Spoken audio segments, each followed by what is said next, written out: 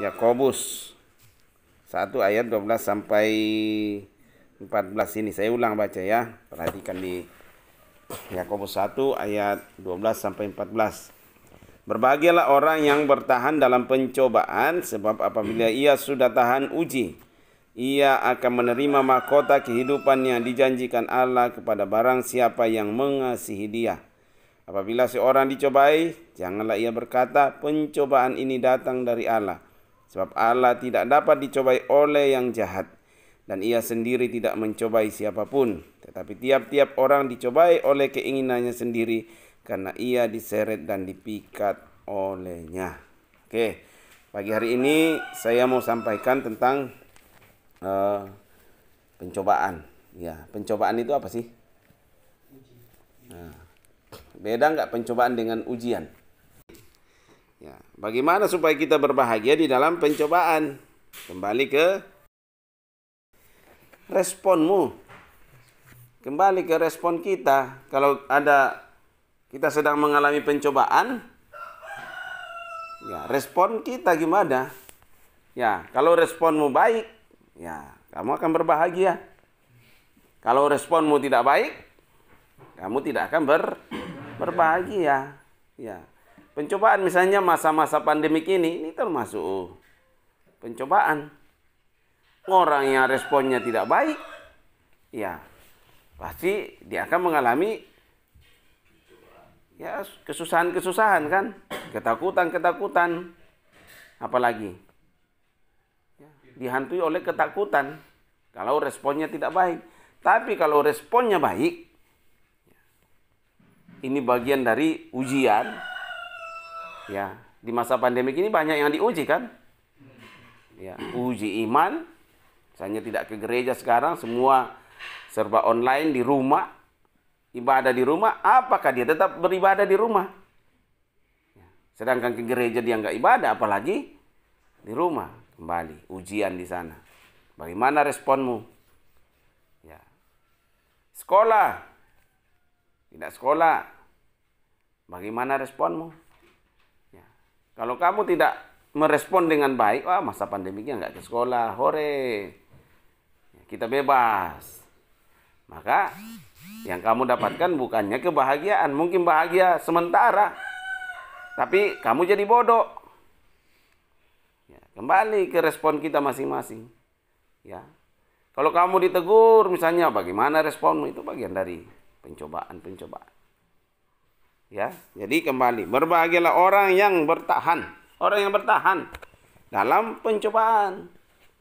Ya, orang yang bertahan dengan respon yang positif di tengah-tengah masa pandemi, itu yang akan disebut orang yang berbahagia. Ya, respon. Ya, tanggapan kita, respon itu tanggapan kita. Bagaimana kita menanggapi setiap masalah? Ya, saya katakan setiap orang pasti punya masalah. Masalahnya saja hanya kadarnya yang berbeda-beda. Ya, kadar orang tua masalahnya beda, kadar anak-anak masalahnya beda. Jadi beda-beda. Orang tua mungkin memikirkan anaknya, tapi anaknya tidak pernah memikirkan orang tuanya. Nah, ini. Ya, jadi semua orang punya masalah. Ya. Nah, bagaimana kita merespon? Ya, bagaimana kita merespon? Ya. Dikatakan berbahagialah orang. Ya, orang itu kamu orang enggak? Kamu orang? Kata orang Belanda, kamu orang? Orang bukan? Iya. Kamu jadi orang yang berbahagia enggak? Nah, berbahagialah orang yang bertahan dalam pencobaan. Yang bertahan, bukan yang cemen, bukan yang cengeng. Ya, tapi orang yang kuat, orang yang semangat. Ya. Kalau orang yang tidak semangat akan lewat. Ya. Orang yang tidak semangat akan lewat dalam pencobaan. Ya. Hanya orang yang bertahan yang akan dikatakan orang yang berbahagia. Ya. Orang yang berbahagia. Kamu ditegur sedikit, misalnya, udah mau pulang. Wah, ini bagaimana masa depannya yang model-model kayak gini? Ya. Kamu ditegur sedikit, udah nggak mau kerja. Lah, bagaimana model-model yang kayak gini? Kamu ditegur sedikit, kamu udah nggak mau berdoa, udah nggak mau baca Alkitab. Lah, susah. Kamu tidak akan pernah berbahagia. Ya. Nah, jadi dikatakan orang yang bertahan. Bertahan berarti ada usaha di sana kan? Ada usaha. Bertahan itu tidak hanya stuck, tapi ada usaha. Di tengah kamu bertahan, kamu akan keluar dari masalah itu dan kamu akan berbahagia. Ya kan? Ya, sebab apabila ia sudah tahan uji, nah ini masalah-masalah yang datang itu kamu merespon sebagai ujian. Ya. Ini ujian untuk saya naik tingkat misalnya kan. Ya, coba kalau kamu di tiap semester besok kita ujian, saya nggak mau ujian. Salah satu syarat untuk naik kelas adalah ujian. Kalau kamu nggak mau ikut ujian, ya nggak naik kelas. Ya. Ada sekolah yang formal, ada sekolah kehidupan. Ya. Sekolah kehidupan ini yang banyak membentuk kita. Ya, kamu menghadapi tantangan, bagaimana responmu? Bagaimana tanggapanmu? Apakah kamu bertahan, mundur, tetap di tempat? Nah, kembali ke respon kalian masing-masing. Kembali ke bagaimana kita menanggapi setiap masalah yang datang. Saya katakan tadi, tidak ada manusia yang bebas dari masalah. Semua punya masalah. Ya. Satu kamar ada masalah. Tapi bagaimana kita merespon? Ya. Kalau kita meresponnya, ada teman saya yang cerewet, ada teman saya, ini bagian dari pembentukan. Ya. Untuk memahami, ternyata tipe-tipe orang seperti ini. Ya. Jadi kembali, masalah itu untuk ujian naik kelas. Bagaimana kamu merespon setiap masalah, setiap persoalan? Ya. Kalau responmu baik, kalau kamu diingatkan, kamu ditegur, responmu baik, ya, kamu akan bahagia, ya. Karena setelah kamu tahan uji, ada mahkota itu. Orang yang menang itu dikasih mahkota kan? Kalau kamu lihat yang pemilihan Ratu Kecantikan atau Putri Indonesia, itu berbagai itu ujian-ujiannya kan? Ya, mulai dari saringan daerah, kabupaten, provinsi, pusat, ke bangsa-bangsa nantinya. Setiap pemenang pasti dikasih mahkota, ya. Nah, tentu di dalam itu responnya pasti positif. Sama kalau kamu masuk misalnya tes ikut lomba Indonesian Idol atau lomba-lomba yang diadakan TV. Ya, semua akan dikarantina kan? Setelah terpilih kamu masuk misalnya dari seluruh Indonesia terpilih 20 orang. 20 orang ini akan dikarantina. Ya, dan di situ akan ada pembentukan, ada aturan, banyak macam-macam di situ. Kalau orang yang responnya tidak baik, ya pasti akan cepat keluar. Ya. Hanya orang yang responnya baik dan mau bertahan menghadapi berbagai tantangan, itulah yang akan berhasil. Ya, pegang. Ya. Ya. Orang yang berhasil adalah orang yang punya respon yang positif. Ya. Kalau ditegur responnya baik, dia akan merespon, ini bagian dari pembentukan saya. Ya. Dan dia akan mengalami perubahan. Tapi kalau selama kamu di sini 3 tahun emosimu tidak pernah baik-baik, ya ditegur selalu merasa ini, ya berarti kamu tidak akan pernah mengalami. Mungkin hanya kamu pura-pura saja merespon dengan baik, padahal hatimu sebenarnya tidak merespon. Hatimu menolak. Dan itu akan terlihat dari hasilnya, endingnya nanti seperti apa. Hasilnya seperti apa, ya. Kamu tidak akan bahagia. Karena kamu akan menyimpan, mendendam. Hati-hati, ya. Dikatakan kalau kamu udah tahan dalam ujian, kamu akan menerima mahkota kehidupan. Ya, sama hidup ini penuh cobaan-cobaan kan. Ya. Cobaan itu menggiring kita masuk untuk berbuat apa? Dosa. Benar nggak? Ya.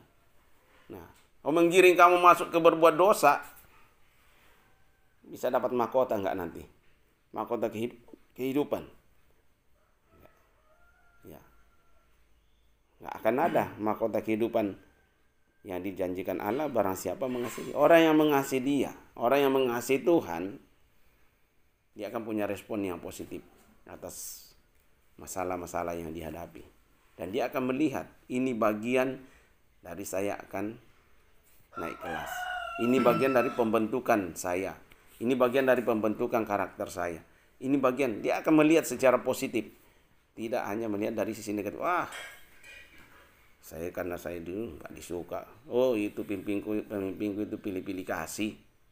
Ya, hanya itu yang diperhatikan, saya tidak. Nah, ini orang yang punya respon yang tidak baik. Ya, akhirnya dia akan, modelnya akan seperti itu. Hatinya tidak akan pernah tenang. Ya, melihat nanti dia akan lihat, dia lihat temannya dekat dengan ini, dia akan, hatinya akan panas. Ya, karena responnya negatif. Ya. Tapi kalau respon kita positif terhadap setiap masalah yang kamu hadapi, ya, pasti hasilnya akan baik. Sama kalau kamu ditegur guru. Kalau responmu baik atas teguran itu, kamu akan berhasil. Tapi kalau responmu tidak baik, yang muncul akan sakit hati. Bapak adik penang, sakit hatiku. Ya, pasti itu yang akan muncul. Karena responmu tidak baik. Kalau kamu ditegur misalnya karena terlambat, kalau responmu baik, oh iya ini salahku. Wajar kalau saya ditegur, ini salah saya. Kalau kamu langsung bersungut-sungut, langsung cari kambing hitam, itu yang lain tidak di ini. Cuma saya yang dasar dia benci saya. Nah, itu respon yang negatif. Dan kamu akan selalu menyalahkan orang kalau kamu punya respon seperti itu, ya. Nanti kamu naik motor, kamu ditahan polisi, yang lain tidak ditahan. Itu Pak, itu tuh tidak ditahan. Kenapa cuma saya yang ditahan? Nah, itu akan terbawa-bawa nanti. Tapi kalau kamu punya responnya, oh iya, tadi lampu merah, kenapa saya masih jalan ya?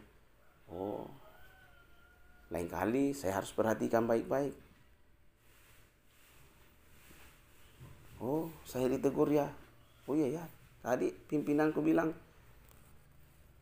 cepat mandi pulang, jangan main volley. Oh iya, wajar ya. Oh, lain kali saya tidak mau buat lagi seperti itu. Nah, itu respon yang positif. Kalau respon yang negatif, apa-apa dilarang. Masa main volley saja dilarang? Dasar botak. Kalau kamu punya respon kayak gitu, saya jamin kemana-mana kamu akan selalu bersungut-sungut. Ya, ditegur sedikit bersungut-sungut, ditegur sedikit bersungut-sungut, menyalahkan orang, cari kambing hitam. Nah, itu model-model manusia yang apa tuh? Model-model manusia yang akan masuk neraka. Ya. Neraka itu kesusahan kan, masuk dalam kesusahan. Ya, coba kamu sedikit-sedikit ngomel, bahagia nggak? Hah? Kamu bahagia nggak? Oh, enggak kulai Yoel. Nah itu ya, jadi ya. Sama kalau Yoel dikasih ini, saya panggil, Yoel di mana sih kamu teh? Kamu dikasih kepercayaan tapi kamu nggak jalankan. Yoel sudah di kantor. Apa Bapak? Waduh, bahaya kalau kamu punya respon kayak gitu. Ya, darahmu sudah mulai naik. Ya.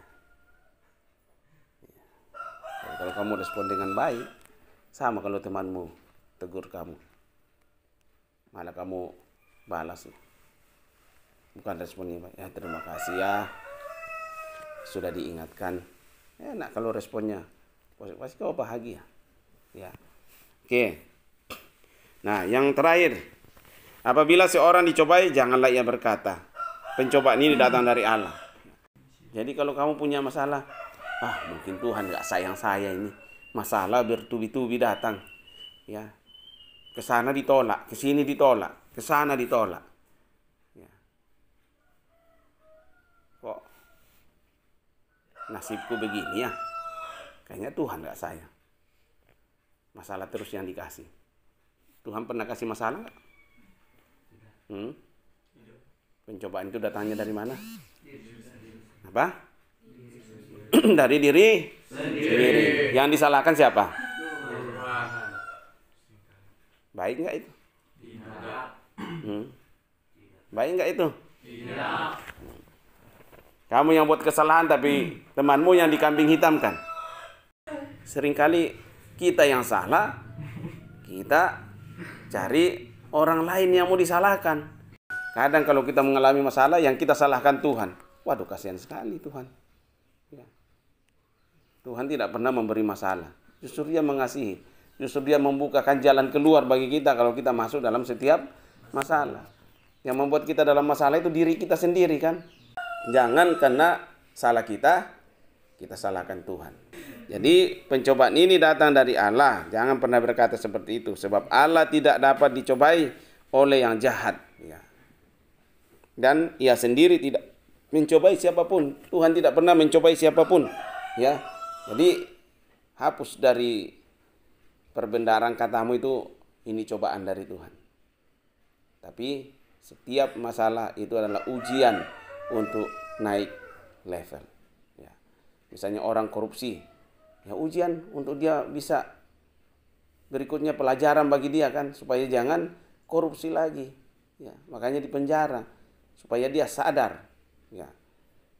Hukuman itu untuk apa sih? Hah? Memperbaiki kesalahan. Ya. Hukuman itu untuk apa? Bukan hanya untuk memperbaiki kesalahan, untuk menyadarkan orang-orang yang tidak sadar. Bukan tidak sadar. Ya. Jadi hukuman itu ya sama. Kalau misalnya kamu curi ayam tetangga, kamu dihukum 5 tahun. Kamu keluar dari penjara, masih mau nggak kira-kira curi ayam? Tidak, Pak. Hah? Kapok. Tetapi tiap-tiap orang dicobai oleh keinginannya sendiri karena ia diseret dan apa itu? Diseret dan dipikat olehnya. Seret. Ya, kita sering jatuh karena kita diseret oleh keinginan kita. Yang saya katakan tadi, ingin kaya misalnya, tapi dengan cara yang tidak baik. Ya. Kamu ingin kaya tapi kamu mencuri. Kamu ingin punya motor, kamu mencuri punya orang lain. Ya. Bukan jalan yang benar. Kalau kamu mau berhasil, berusahalah, belajar sungguh-sungguh, berusaha sungguh-sungguh, dan kamu akan berhasil. Bukan jalan yang tidak baik, bukan jalan pintas. Ya. Jadi kembali, orang yang akan bahagia adalah orang yang bertahan di dalam pencobaan. Dan jangan pernah menyalahkan Tuhan, karena Tuhan tidak pernah salah. Ya. Tuhan tidak pernah jahat. Tuhan Maha Pengasih. Bahkan Dia di dalam pencobaan itu, Dia berusaha untuk membuka jalan bagimu untuk keluar dari pencobaan-pencobaan itu. Ya, karena kita selalu dicobai oleh diri kita sendiri, oleh keinginan kita sendiri. Ya, oke.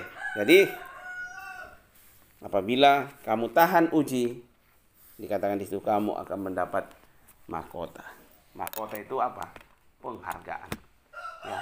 Kamu sudah juara, kasih mahkota. Di mahkota itu belum lagi, kalau coba kamu lihat orang yang main bulu tangkis itu, kalau dapat juara dikalungi medali, belum lagi bonus-bonusnya, hidupnya berubah total. Ya, itu banyak latihan, banyak tantangan. Ya, orang yang mau berhasil itu orang yang tahan uji. Ya, itu saja. Orang yang mau berhasil adalah orang yang tahan uji. Ujian itu macam-macam. Ada soal yang mudah, ada soal yang sulit. Kalau kamu bisa lewati, ada KKM-nya di situ. Kamu lewati KKM, berarti kamu lolos, kamu berhasil. Ya, oke, saya kira itu. Semoga kamu menjadi pribadi-pribadi yang berbahagia karena kamu bertahan di dalam ujian. Ya, dan kembali, responmu itu harus baik, harus positif, karena itu juga sangat menentukan. ya, respon terhadap setiap pencobaan yang kita alami. Kalau pencobaan kita ada pencobaan dan kita responnya, oh ini bagian dari pembentukan saya, ini bagian dari masa depan saya, pasti kamu berhasil. Tuhan memberkati.